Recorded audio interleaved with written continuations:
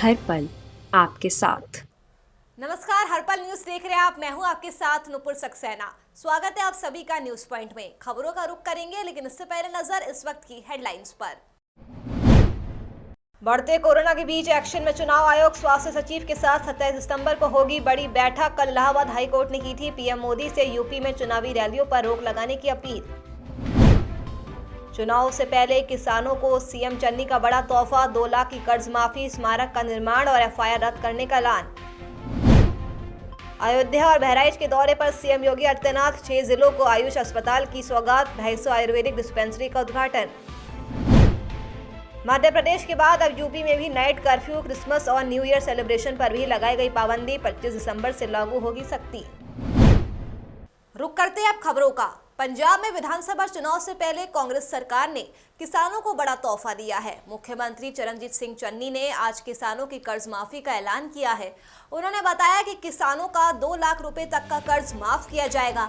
साथ ही भूमिहीन मजदूरों के कर्ज भी माफ होंगे। उन्होंने बताया कि पंजाब सरकार कर्जदार किसानों के खातों में 2000 करोड़ रुपए जमा करवाएगी। ये रकम अगले 10 से 15 दिन में पहुंच जाएगी।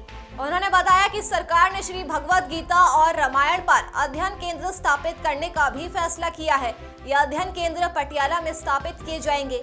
चन्नी ने कहा कि आजकल पंजाबी संगीत और फिल्म की विरासत को बचाने और उसे बढ़ावा देने के लिए एक फिल्म और टेलीविजन काउंसिल बनाने का फैसला लिया गया है, जिसका गठन 10 दिनों के अंदर कर दिया जाएगा।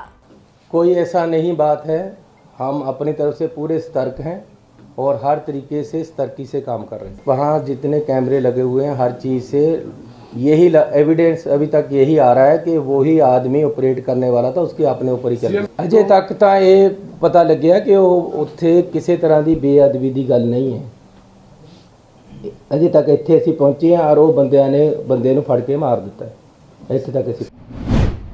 पंजाब में अगले साल विधानसभा चुनाव होने वाले हैं। यहाँ कांग्रेस सत्ता बचाने के लिए हर दांव खेल रही है। कैप्टन अमरिंदर सिंह के इस्तीफे के बाद सबसे पहले दलितों को साधने की कोशिश की गई।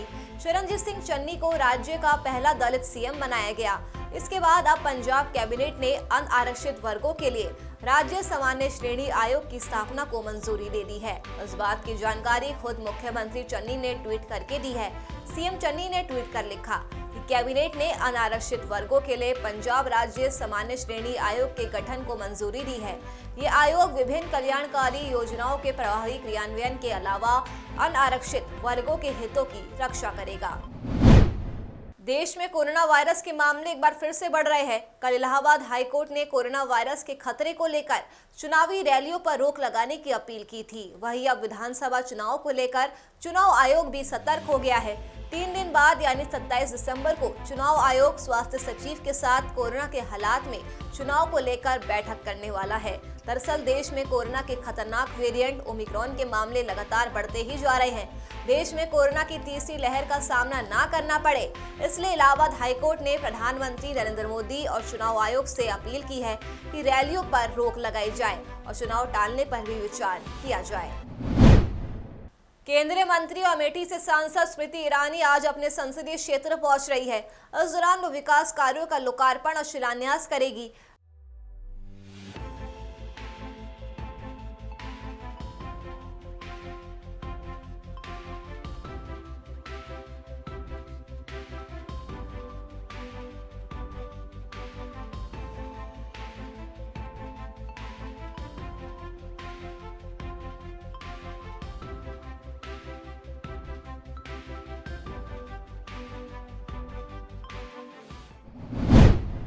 राजधानी दिल्ली में नए वेरिएंट ओमिक्रॉन समेत कोरोना के कुल मामलों में लगातार बढ़ोतरी देखने को मिल रही है। ऐसे में कोरोना नियमों को लेकर सरकार समेत पुलिस ने भी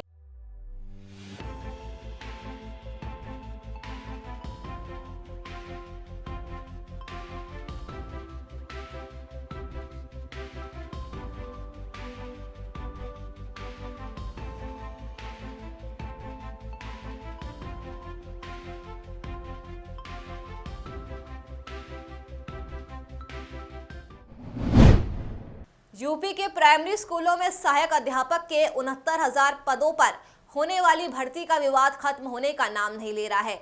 उस भर्ती में तकरीबन 1000 खाली बचे पदों पर 1 नंबर से पिछड़ने वाले अभ्यर्थी हाईकोर्ट के फैसले के मुताबिक नौकरी देने की मांग को लेकर प्रयागराज में अनशन कर रहे हैं।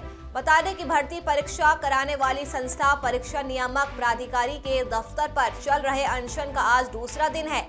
इस अनशन में यूपी के तमाम जिलों से आए सैकड़ों अभ्यर्थी शामिल हैं, जिनमें बड़ी संख्या में महिलाएं भी हैं। बता दें कि यूपी के प्राइमरी स्कूलों में सहायक अध्यापकों के 69,000 पदों पर भर्ती की परीक्षा साल 2018 के जनवरी महीने में हुई थी। वहीं देश में जानलेवा कोरोना वायरस का प्रकोप बरकरार है। देश में अब ओमिक्रॉन वेरिएंट के मामले भी बढ़ते जा रहे हैं। पिछले 24 घंटे में कोरोना वायरस के 6,650 नए केस सामने आए हैं। वहीं 374 लोगों की मौत हो चुकी है। देश में अब तक कोरोना के ओमिक्रॉन वेरिएंट के 358 मामले सामने आ चुके हैं। केंद्रीय स्वास्थ्य मंत्रालय की ओर से जारी किए गए आंकड़ों के मुताबिक देश में अब एक्टिव केस की संख्या 77,516 है। वहीं इस महामारी से जान गंवाने वालों की संख्या बढ़कर 4,79,133 हो गई है। आंकड़ों के मुताबिक कल 7,051 रिकवरी हुई, जिसके बाद अभी तक 3,42,15,977 लोग संक्रमण मुक्त हो चुके हैं। बता दें कि राष्ट्रव्यापी टीकाकरण मुहिम के तहत अभी तक कोरोना वायरस रोधी टीकों की 140 करोड़ से ज्यादा खुराक दी जा चुकी है। कल 57,44,652 डोज दी गई, जिसके बाद अब तक वैक्सीन की 140,31,63,63 डोज दी जा चुकी है। दिल्ली में लगातार चौथे दिन भी हवा की हालत खराब रही है और सर्दी बढ़ने के कारण वायु प्रदूषण में एक बार फिर से अचानक से इजाफा देखने को मिल रहा है। शुक्रवार सुबह AQI 425 दर्ज किया गया।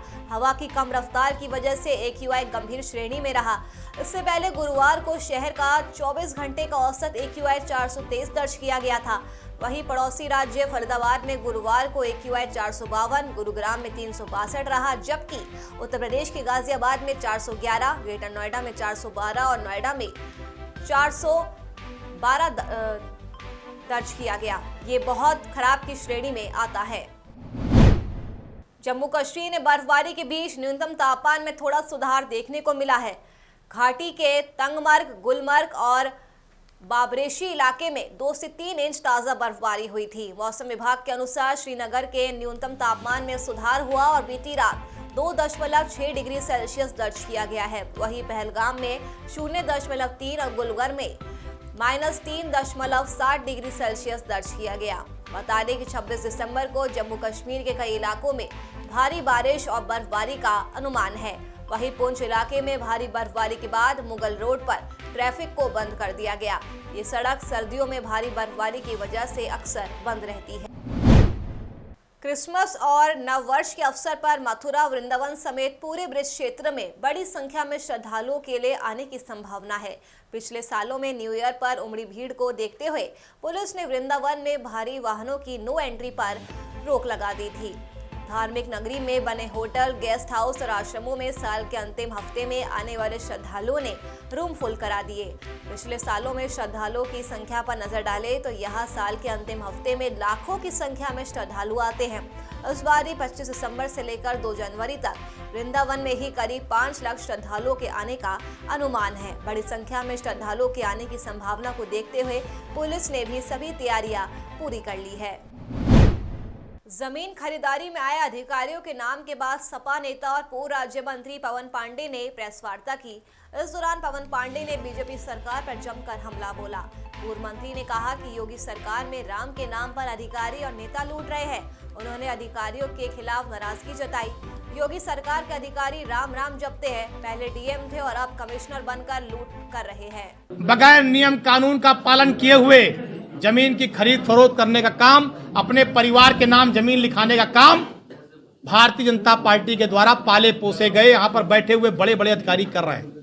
अखबारों में नाम तक छपा है, आपने पढ़ा होगा, देखा होगा, सुना होगा कि जिस अधिकारी को जांच दी गई कि जमीन का घोटाला हुआ है, जमीन गलत तरीके से लिखाई गई, दलित जो व्यक्ति है, जब तक उसकी जमीन की लिखा पढ़ी जो कानून फॉर्मेलिटी है, जब तक वो ना पूरी हो जाए कोई उसकी जमीन को नहीं लिखा सकता। जब इस पर जांच की मांग की गई तो जिन अधिकारियों को जांच दी गई उन्होंने खुद ही जमीन लिखा ली। ये है योगी आदित्यनाथ की सरकार। गाजियाबाद के थाना मसूरी क्षेत्र में गांव में जमीनी विवाद को लेकर कहासुनी हो गई। विवाद के बाद दोनों पक्षों के बीच गोलियां चली। घटना के बाद स्थानीय लोगों में काफी डर का माहौल बना हुआ है। सूचना के बाद मौके पर पहुंची पुलिस ने केस दर्ज कर लिया है।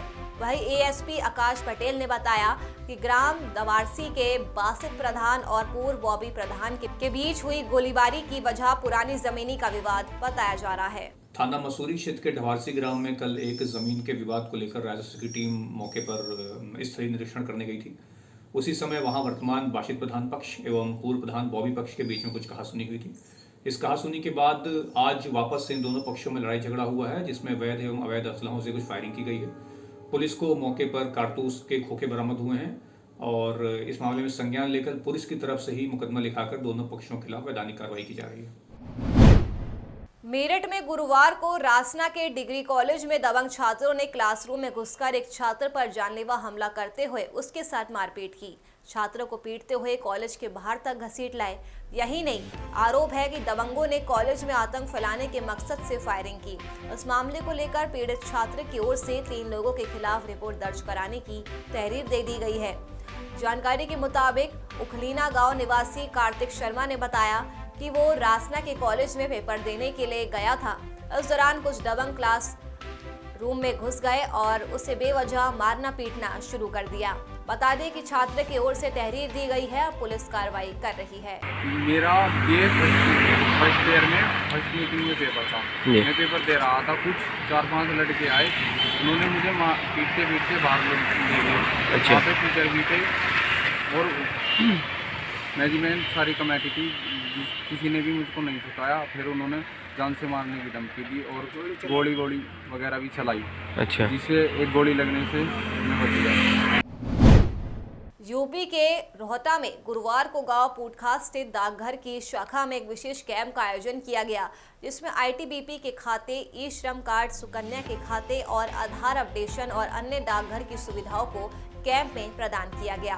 कैंप का निरीक्षण प्रवर अधीक्षक डाकघर मेरठ मंडल अनुराग निरीक्षक की ओर से डाक निरीक्षक अंकित की तरफ से किया गया। इस मौके पर विनय कुमार, संदीप सोनी, अमरजीत सिंह और IIPM शिवम शर्मा आदि भी मौजूद रहे। यहाँ पे आधार कार्ड, CLC, ई श्रम कार्ड और बहुत सारे डाकघर की जो भी सुविधाएं हैं वो सबके डोर स्टेप पे देने की यहाँ पे काम किया जा रहा है, ताकि लोग जो गवर्नमेंट की विभिन्न योजनाएं हैं उससे डायरेक्टली जुड़ सकें। मिल रहा है तमाम इस कैंप के माध्यम से डाक विभाग की और IPPB India post payment bank की तमाम जो सेवाएं हैं वो लोगों तक पहुंचाई जा रही है। मैं यही सबसे अनुरोध करूंगा कि ये ना सिर्फ ये गांव बट आसपास के भी जो गांव है वो लोग यहाँ पे आए और इस कैंप के माध्यम से इन सेवाओं का। यूपी के अमरोहा के आजमपुर गांव में कंपोजिट विद्यालय में आदर्श अध्यापक मेधावी छात्र खोज प्रतियोगिता और विज्ञान क्विज का आयोजन किया गया, जिसमें कक्षा 3 से 8 के छात्रों ने न्याय पंचायत स्तर पर प्रतिभाग किया। प्रतियोगिता में हिस्सेदारी करते हुए प्रतिपाद्य परीक्षा की व्यवस्था खंड शिक्षा अधिकारी राजमोहन की मौजूदगी में खत्म हुई। इस मौके पर मुख्य रूप से विनय कुमार शिप्रा विश्नोई ने बताया कि परीक्षा सफलतापूर्वक खत्म हो गई। आज हमारे ब्लॉक के कंपोजिट विद्यालय आजमपुर में एक मेधावी छात्र परीक्षा का आयोजन किया गया है और ये परीक्षा प्रशासनिक स्तर पर अरेंज की गई थी और बहुत ही सुचितापूर्ण तरीके से परीक्षा संपन्न हुई है। अब इसका मूल्यांकन चल रहा है। इस परीक्षा में सबसे पहले स्कूल लेवल से जो मेधावी छात्र थे उनको सेलेक्ट करके NPRC स्तर पर आज उनकी परीक्षा आयोजित की गई है, जो ब्लॉक स्तरीय हो गई है। आज छत्तीसगढ़ के दुर्ग जिले में कोरोना का संकट बढ़ता जा रहा है। गुरुवार को कोरोना से हुई पहली मौत के बाद प्रशासन में हड़कंप मच गया है। निकाय चुनाव के दौरान पिछले 22 नवंबर से अब तक एक भी कोरोना से मौत नहीं हुई थी। जिला प्रशासन का कहना है कि दुर्ग जिले में कोरोना के नए वेरिएंट ओमिक्रॉन का भी एक भी मरीज नहीं मिला है। कोरोना संक्रमण रोकने के लिए उनकी ओर से पूरी उपाय किए जा रहे हैं। वहीं जिले में कोरोना का संक्रमण रोकने के लिए जिला प्रशासन और स्वास्थ्य विभाग की टीम हर घर दस्तक अभियान चलाकर कोरोना वैक्सीनेशन कर रही है। इसके साथ ही हाट बाजार और धान संग्रह ग्रहण केंद्र में वैक्सीनेशन किया जा रहा है। कोरोना से हुई मौत को लेकर स्वास्थ्य विभाग अलर्ट है। बाहर से आने वाले सभी लोगों पर पूरी तरह से निगरानी रखी जा रही है। इसके साथ ही विदेश से आए लोगों का भी कोरोना टेस्ट कराने के साथ ही उन्हें होम क्वारंटीन किया जा रहा है। निकाय चुनाव के दौरान भी मास्क को अनिवार्य करने के साथ ही सैनिटाइजर और दूसरे उपाय किए गए हैं।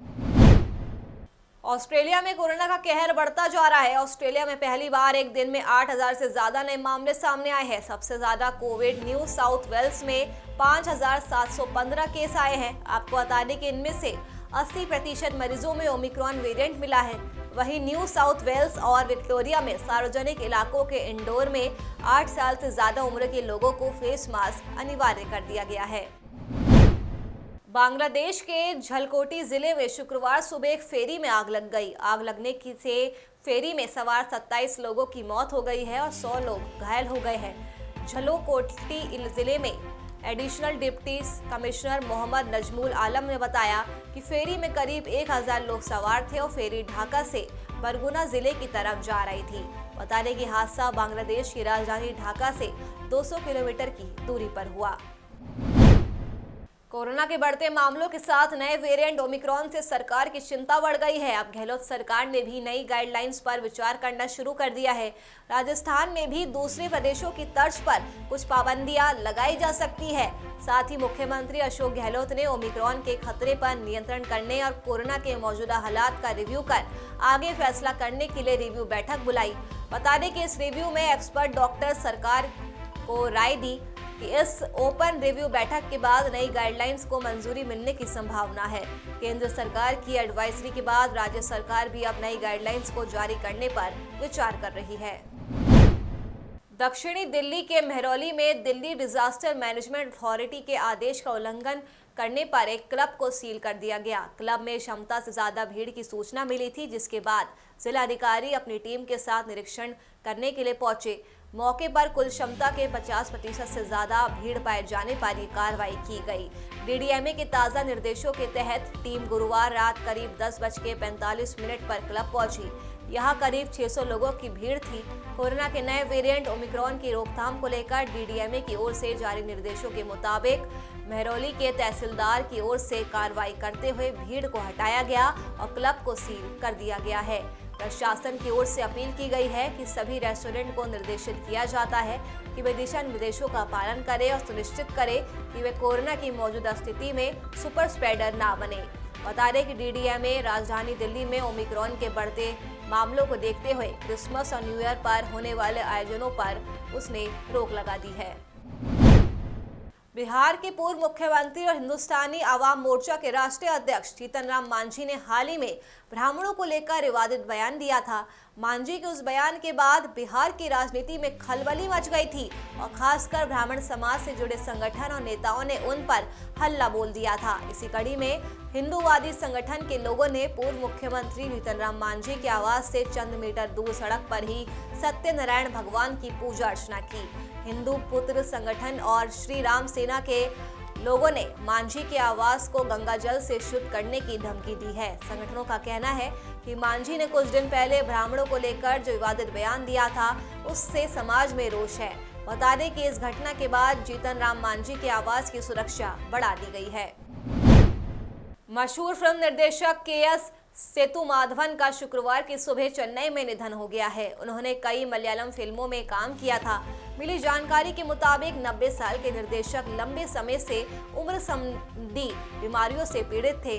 बता दें कि निर्देशक को 10 राष्ट्रीय फिल्में और 9 केरल राज्य फिल्म पुरस्कारों से सम्मानित किया गया था। उनकी तमिल फिल्म मारू पक्कम शिव कुमार और राधा की ओर से अभिनीत थी।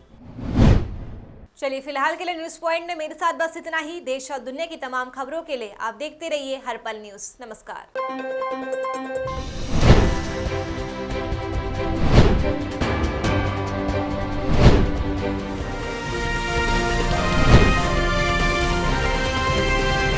हर पल आपके साथ।